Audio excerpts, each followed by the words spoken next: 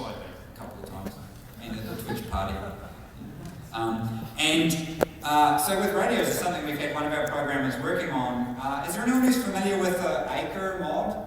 ACRE from Armour, so if you Armour hipsters out there, yeah. So that's a very awesome mod for Armour that really realistically simulates radios. So what we've done is we've implemented a simplified version of that in DayZ.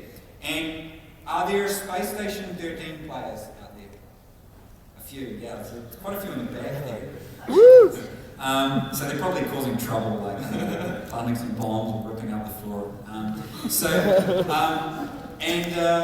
Yeah, so we took every inspiration from that, because we play that a lot. So in Space Station 13, you can actually turn off or on the speaker and the microphone. So what we've done in DayZ is we've made these radios so that you can turn off the speaker, place the radio on the ground, and then it will record any direct chat that someone does nearby, whether it be text or voice, and then play it through your radio. So if you turn off the speaker, they can't hear anyone talking on that radio frequency, but you can have another radio on that frequency and listen to the area. So we think it's going to allow a lot of shenanigans. It's a 10-minute term.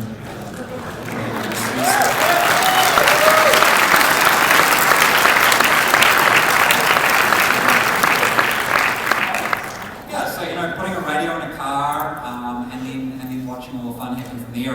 We also thought as well, like bugging the areas where you might be storing all your loot with your group in that, so you can monitor.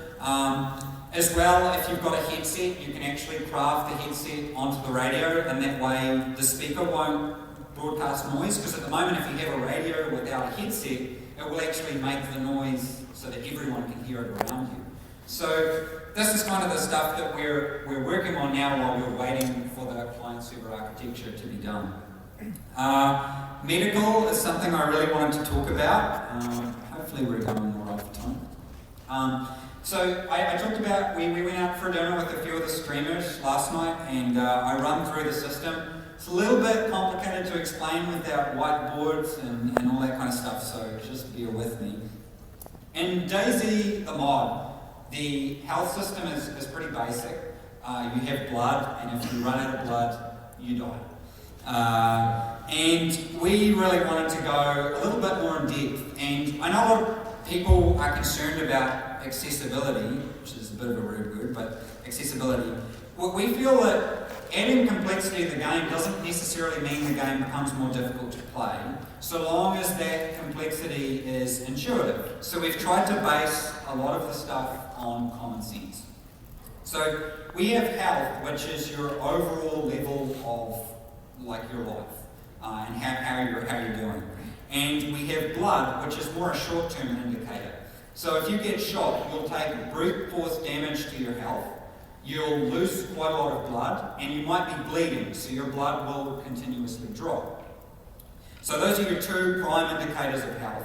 You also have shock. Are there original XCOM players out there? Man, not anywhere near enough original XCOM players. You can still buy it on Steam. There's like no excuse. I made him play it. We nearly fired him. I found that I didn't play it. It should be a requirement for new designers.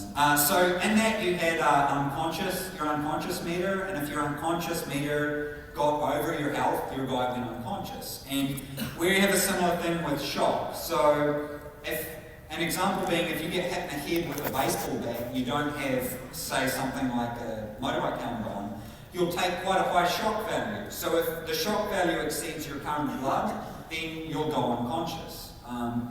Now, the real experiment we're doing, and to be honest, there's a lot of stuff we're not sure whether it's going to work or not, but we want to try it.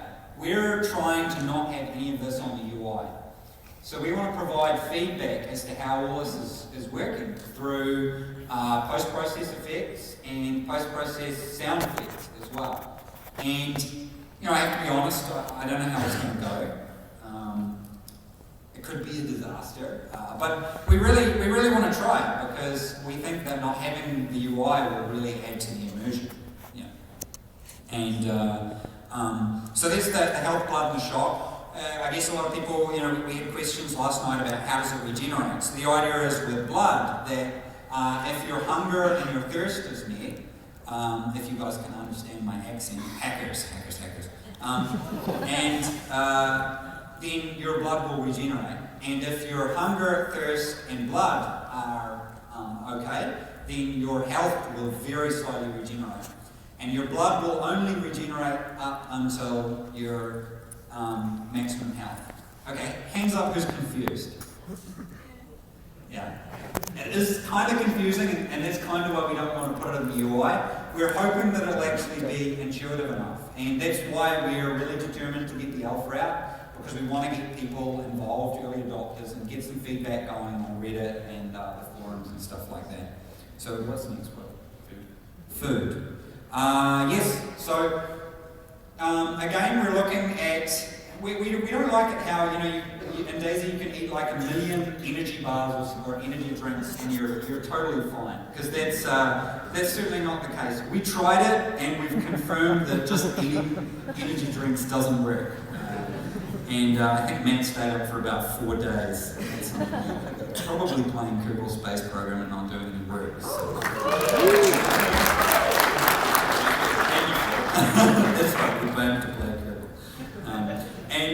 I forgot what I was talking about. Food, yes. So the idea is that your diet will have an effect on your character. Again, all this kind of stuff, we want to keep it quite subtle, because, that's kind of the whole idea of DayZ. We want it to be that you can apply kind of your common sense rationale to things. I really want to rush through this so we can get to the Q&A.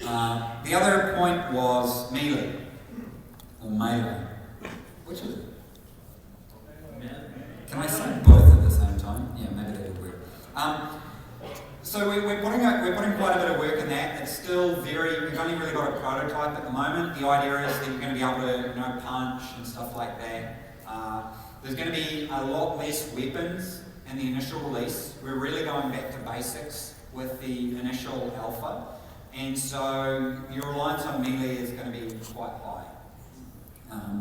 That's pretty much all I want to say from there.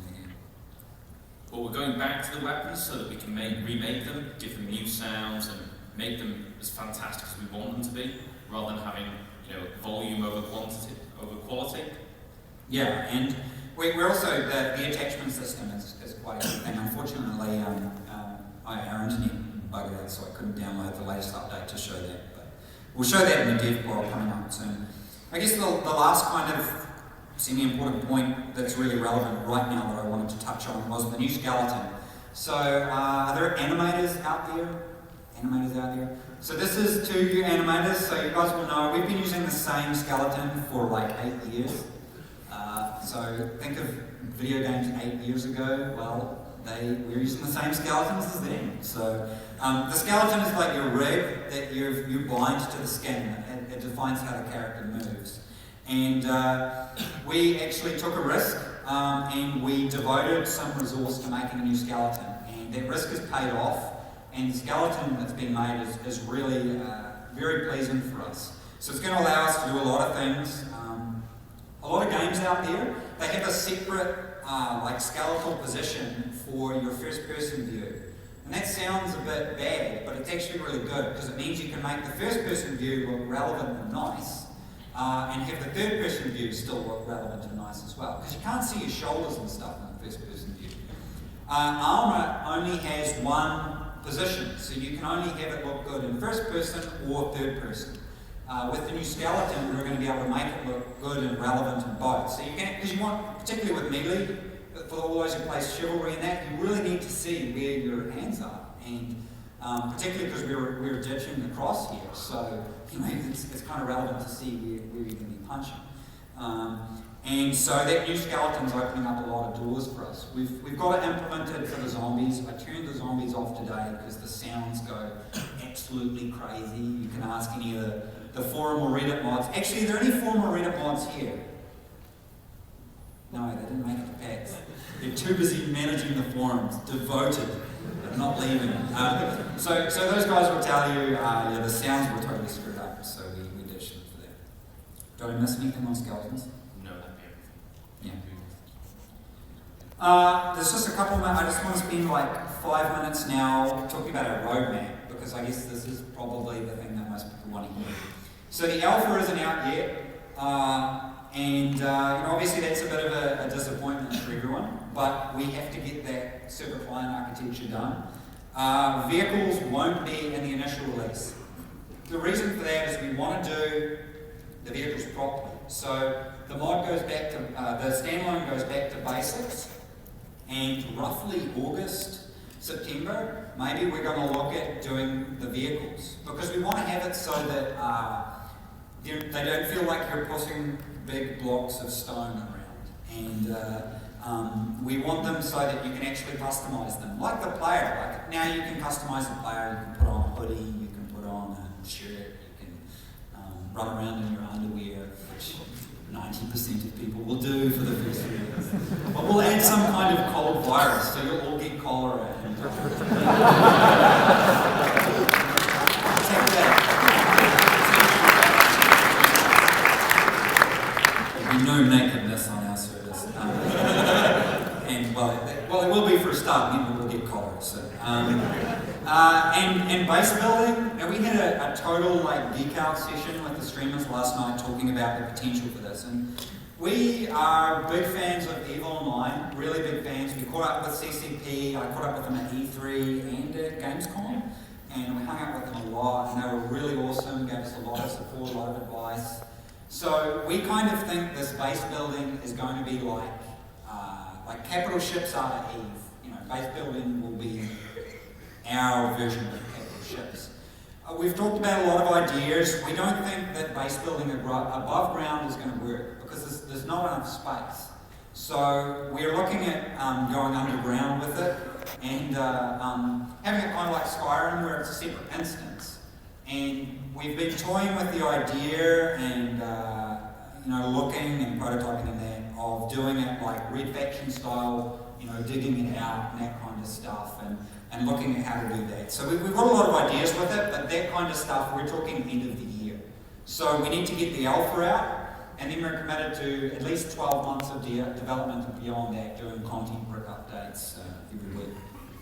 Now the last point, our streamers asked us to cover off on this, we talked about last night. We're big fans of the tournament style gameplay, streaming, content creation and stuff like that. So we're going to devote some quite a bit of code time to seeing if we can develop like a better camera mode to support that.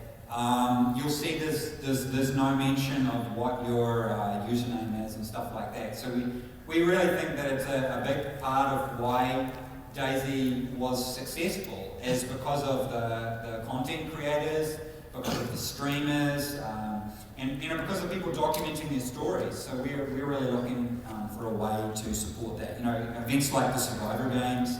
We were over at my apartment watching it. I think we were actually playing Space Station 13 at the same time. With it on the big screen? Yeah, we had the Survivor Games up on my big screen TV. It was like kind of the Super Bowl for us. It was really awesome. So the fact that they're able to do that with the mod, which is completely broken, and the only reason it's not still broken is because the communities continue developing it. So we really want to enhance that. So I think we've rambled on enough. Are we ready, Pax Enforcers, to do some kind of Q&A? This is a really valuable